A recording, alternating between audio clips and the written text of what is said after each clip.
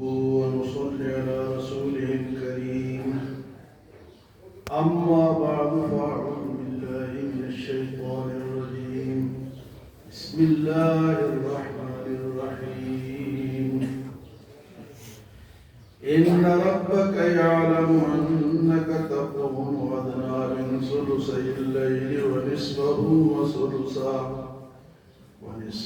وثلثه وطائفة من الذين معك والله يقدر الليل والنهار علم أن لن تحصوه فتاب عليكم فاقرؤوا ما تيسر من القرآن علم أن سيكون منكم مرضى وآخرون يضربون في الأرض يبتغون من فضل الله وآخرون يقاتلون في سبيل الله فاقرؤوا ما تيسر منه وأقيموا الصلاة وآتوا الزكاة وأقرضوا الله قرضا حسنا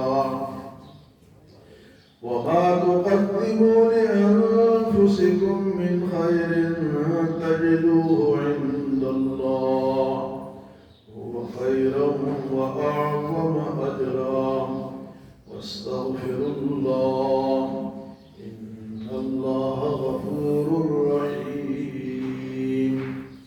قریب قریب ہو جائیں گے. پچھلے ساتھی بیٹھے آگے آگے. آپ سائڈ پہ پڑھو جو پیچھے جا کے کونے میں پڑھو. اس بھی بندہ تھوڑا سوچ لیتا ہے کہ میں کہاں نیت مان رہا ہوں. جب بھی نماز پڑھے آگے پیچھے دیکھے کہ گزرگاہ تو نہیں ہے، تاکہ گزرنے والے جو گزرتے ہیں ہماری نماز کے آگے سے اکثر اس میں ہماری غلطی ہوتی ہے. جو کھڑا ہوتا ہے نا، اب یہ سلام پھیرا امام نے اور انہوں نے پیچھے نہ آؤ دے گا نہ آؤ، بس کھڑے ہوئے اور نیت باندھ دیا. یہ نہیں پتا کہ میں کہاں کھڑا ہوں. تو مسجد کی اپنی ایک ترتیب ہوتی ہے، تربیت ہوتی ہے، اس کے مطابق چلنا چاہیے. تب نمازیوں کو پتہ ہونا چاہیے کہ میں نے کہاں کھڑا ہونا ہے، کس جگہ کھڑا ہونا ہے، راستے میں تو نہیں ہوں. تو یہ مسجد کے آداب کا حصہ ہے. سورۃ مزمل کا دوسرا رکوع سے شروع ہے. پہلے رکوع میں حضور صلی اللہ علیہ وسلم پر تہجد کی نماز فرض کی گئی تھی. یا ایھا المزمل قم اللیل الا قلیلا نصفہ او انقص منہ قلیلا. لیکن یہاں آ کے 1 سال کے بعد اللہ پاک نے جب دیکھا کہ میرا پیغمبر اور صحابہ کرام کتنی مشکل میں ہیں، تو اللہ نے تہجد کی فرضیت کو اٹھا دیا، منسوخ کر دیا. اور اب یہ اپنے طور پہ جو بھی پڑھنا چاہے سب سے بہترین نماز جو نفل میں ہے وہ کون سی ہے؟ تہجد کی نماز ہے. تو 1 سال تک تو فرض رہا. اور وہ اس طرح ہوتا تھا کہ شروع صورت میں ہے کہ آدھی رات یا 1/3 یا 2/3 اتنا کھڑے رہنا ہے. تو اب وہاں اس ٹائم گھڑیاں تو ہوتی نہیں تھی کہ بھئی ہم کتنی دیر ہم نے لگائی ہے. نماز میں اللہ نے تو آدھی رات یا آدھے سے زیادہ یا تیسرا حصہ فرمایا تھا. تو اب وہ بیچارے کھڑے ہی رہتے تھے، پاؤں تھک جاتے تھے اور پاؤں میں سوجن آ جاتی تھی.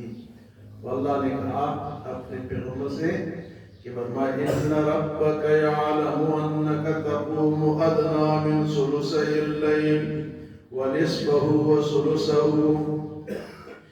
بے شک تیرا رب جانتا ہے میرے پیغمبر کہ آپ کھڑے رہتے ہیں آدھی رات، 1 حصہ رات یا آدھی رات یا 2/3 رات آپ کھڑے رہتے ہیں.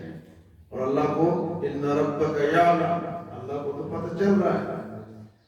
تو فرمایا کہ آپ کیا کرو طائفۃ من الذین معک، آپ بھی کھڑے رہتے اور آپ کے ساتھ صحابہ کرام بھی کھڑے رہتے. تو صحابہ کرام کی بڑی قربانی، حضور کے ساتھ ساتھ صحابہ بھی کھڑے رہتے تھے. تو اللہ نے فرمایا کہ اللہ تو جانتا ہے. فرمایا عالم واللہ یقدر اللیل والنہار، اللہ ہی رات اور دن کے مقدار کا پتہ اس کو ہے کہ کتنی رات گزری ہے کتنی نہیں گزری ہے، وہ تو گھڑیاں تو تھی نہیں، بیچارے زیادہ دیر کھڑے رہتے، ورنہ کہ علم ان لن تحصوہ فتاب علیکم، اب اللہ جانتا ہے کہ تم اس کو گن نہ سکو گے، تو اللہ نے تمہارے اوپر توبہ تمہاری قبول کر دیا، تم پر رجوع کر دیا، فرمایا فَقْرَؤُوا مَا تَيَسَّرَ مِنَ الْقُرْآنِ، اب جتنا تم سے ہو سکے اتنا قرآن پڑھو، ایک سورت پڑھ لو، چھوٹی پڑھ لو، یا ضروری نہیں کہ آدھی رات کھڑے رہو، تو فرمایا کہ فَقْرَؤُوا مَا تَيَسَّرَ مِنَ الْقُرْآنِ عَلِمَ أَن سَيَكُونُ مِنْكُمْ مَرْضَىٰ، اور اس کی وجہ یہ ہے کہ تم میں کچھ بیمار ہوں گے، اب بیمار آدمی تو ساری رات کھڑا نہیں ہو سکتا، اتنا مہربان اللہ ہے، وہ ہمارا خیال کرتا ہے کہ بیمار ہیں تو کم کر دیا، وَآخَرُونَ يَضْرِبُونَ فِي الْأَرْضِ يَبْتَغُونَ مِنْ فَضْلِ اللَّهِ، اور کچھ لوگ ہوں گے جو سفر کر رہے ہوں گے، اپنے لیے خرچہ کمانے کے لیے تجارت کرتے ہوں گے،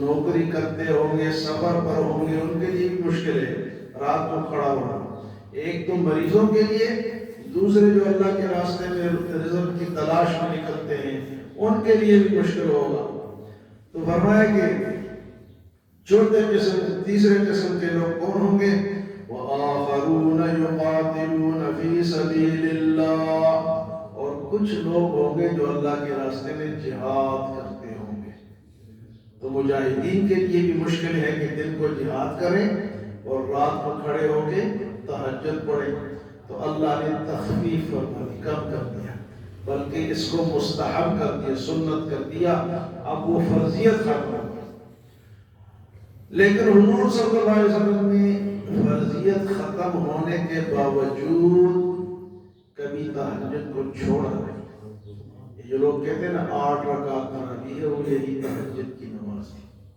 وہ اب رمضان اور غیر رمضان میں ہی پڑھتے تھے، رمضان میں بھی پڑھتے تھے اور بغیر رمضان کے بھی پڑھتے تھے، تو اگر 8 رکعت تراویح ہے تو پھر حضور صلی اللہ علیہ وسلم نے تو اس میں پورا قرآن ختم نہیں کیا، تو قرآن کیوں ختم کرتے ہو؟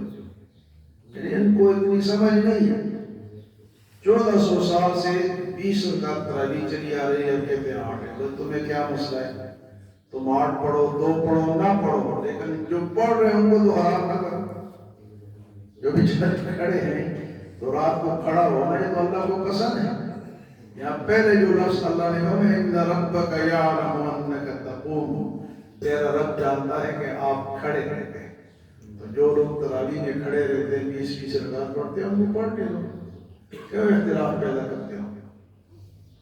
تراویح کہیں بھی 8 رکعت نہیں، حرمین میں دیکھ لو، کہیں بھی دیکھ لو، 4 امام گزرے ہیں، چاروں نے 20 رکعت تراویح کا کہا ہے، امام ابو حنیفہ، امام احمد بن حنبل، امام مالک، امام شافعی، سب نے 20 رکعت تراویح پڑھی ہے اور اس کا حکم دیا ہے، تو یہ وہ لوگ ہیں جو دین کو خود سمجھنے کی کوشش کرتے ہیں، دین خود نہیں، اب یہ میں ترجمہ آپ کو سنا رہا ہوں، آپ میں سے کوئی تو نہیں سنا سکتا نا، تو مجھ سے سنو گے تو سیکھو گے نا، تو کسی کو فالو کریں گے تو سیدھے چلیں گے، خود سے اگر فیصلے کریں گے دین کے مسئلوں کے، اور چھوڑو جی مولویاں کے پتہ ہے ازی خود کر سکتا، خود کر سکتے یہی حال ہوگا، خود نہیں کر سکتے، یہ کوئی معمولی دین تو نہیں ہے، اس کو لوگوں نے زندگیاں لگائی ہیں، پوری زندگی وقف کی ہے،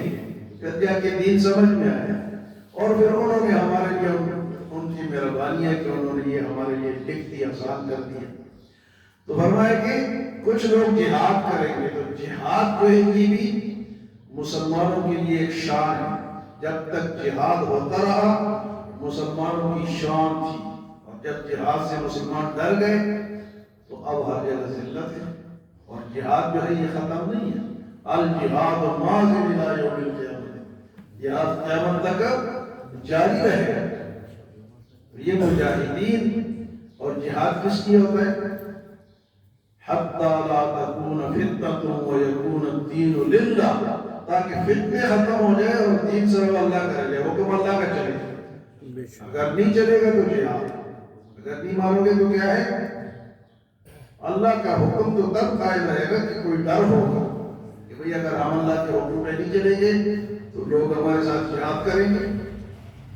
فرمایا کچھ تو مریض ہوں گے، کچھ اپنے لیے روزی تلاش کر رہے ہوں گے، اور کچھ مجاہدین ہوں گے۔ اسی اللہ پاک نے کیا کر دی؟ تخفیف کر دی اور فرمایا فَقْرَؤُوا مَا تَيَسَّرَ مِنَ الْقُرْآنِ، اب جتنا قرآن تم پڑھ سکتے ہو اتنا تہجد میں پڑھو، اور نماز بہرحال تہجد کی جو ہے وہ عظیم الشان ہے۔ اس کے بعد فرمایا یہ تو ہو گئے تہجد میں تخفیف ہو گئی، لیکن عام نماز میں تخفیف نہیں ہے۔ 5 ٹائم کی نماز ہے، اس کے لیے الگ حکم ہے۔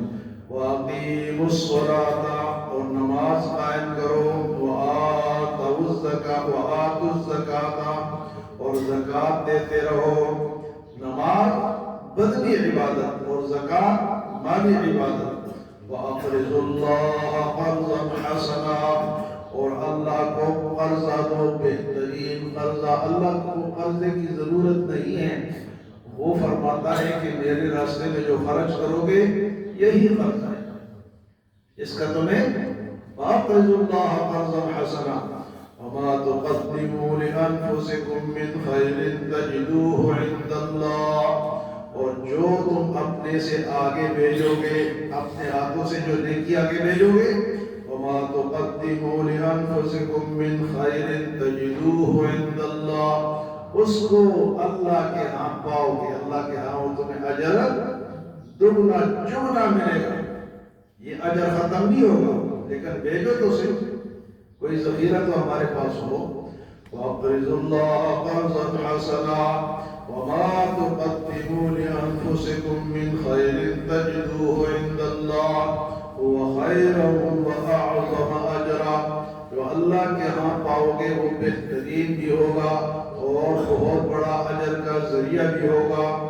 اور فرمایا وَاسْتَغْفِرُ اللَّهَ، ان نیکیوں میں بھی تم سے غلطیاں ہوں گی تو پھر استغفار کرو، پھر توبہ کرو۔ وَاسْتَغْفِرُ، نیکیوں میں کیا ہے کہ نماز ہماری کہیں درست نہیں ہوگی، کہیں غلطی ہوگی، کہیں روزے میں غلطی ہوگی، تو پھر کیا کرو گی؟ استغفار کرو۔ وَاسْتَغْفِرُ اللَّهَ إِنَّ اللَّهَ غَفُورٌ رَحِيمٌ، بے شک اللہ تعالیٰ بخشنے والا اور مہربان ہے۔ اللہ ہمیں عمل اور سمجھ کی توفیق عطا فرمائے۔